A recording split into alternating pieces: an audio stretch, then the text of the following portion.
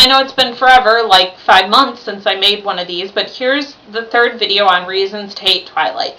It's about telling versus showing. I'll start out with a quote from the website writing.colestate.edu. Showing versus telling is an important aspect of creating effective description. The distinction between these two types of writing can be defined in very basic terms. Excuse me. Telling refers to the process of creative text which does not speak to the imagination of the reader. Writing which tells is plain and straightforward, yet often has difficulty involving the reader. An example of a telling sentence would be, Kathy was sad. This sentence tells the reader what judgment needs to be made about Kathy, yet does not provide the evidence to support that judgment, which would be showing. For example, how do we know Kathy is sad? How is she behaving? What does she look like? Writing which shows generally incorporates vivid descriptive detail in order to help the reader evaluate evidence in order to make appropriate judgments.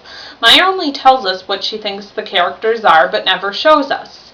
In fact, the actions of her characters, which is what shows us what they're really like, are completely contradictory to who Meyer tells us they are.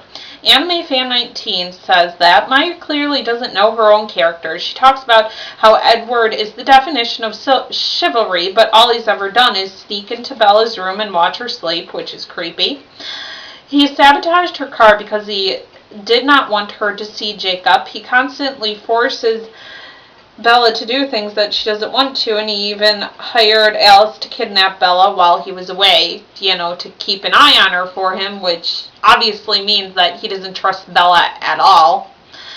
I don't know about you, but Edward's behavior isn't that of a perfect gentleman. He also does things like force her to go to prom when she doesn't want to go, throws her a birthday party, which she didn't want, and fills out college applications to schools that she doesn't want to go to. Anime Fan 19 also says that Meyer tells us that Bella is selfless, mature, intelligent, independent young woman. However, Bella has tried to get herself raped in New Moon so that her darling Edward could come to rescue her and has no desire to save herself until she heard darling Edward's voice inside of her head. Keep in mind that Jessica was with her, so obviously Bella doesn't care about anyone besides herself because, Jessica could have gotten attacked too.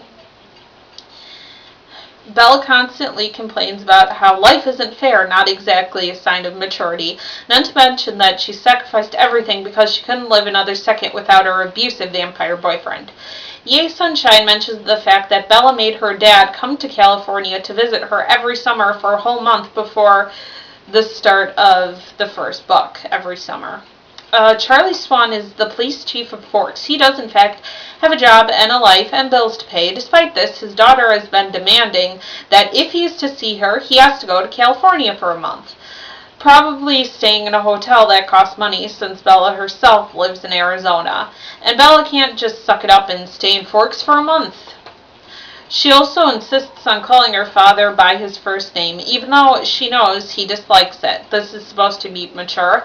That sounds like plain old teen rebellion to me. Stephanie Meyer goes to lengths to give Bella some respectable-looking hobbies, reading classic literature, for example, but she never gives us any indication why those things speak to Bella. What is it about Austen that Bella likes? We never know. It isn't doing anything to flesh out the character, tell us more about her. It's just there as window dressing, to paint her as intelligent and cultured. And let's not forget that Meyer had Bella write an essay on misogynism in Shakespeare, and of course Edward is completely misogynist or anti-human or whatever. There is a similar feeling in Edward and Bella's relationship. We're told they're in love, that they're very much in love with each other, but there's never really any how or why to it. It's just there because the author says so, not because there's something on the part of the characters that makes it work. Chelsea Linney says, Meyer tries really hard to write her characters in ways that come across as believable and relatable, while there's still something that makes you swoon. But she just sort of throws adjectives at you without giving you any actions to back it up, or to speak for themselves. It's insulting. It's basically saying to the reader, "Pah, you're too dumb, I have to spell out everything for you." Chelsea goes on to talk about Dickon from the Secret Garden, and how the narrative of the book doesn't extol all the things you should really love about him, like Meyer does with Edward, since Chelsea really likes Dickon.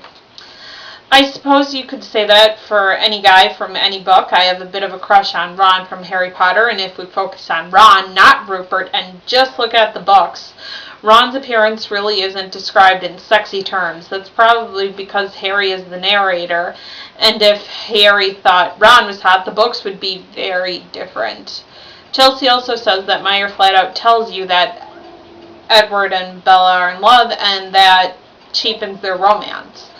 Two characters can be honestly perfect for each other, but how do we know unless the author shows us why they work together?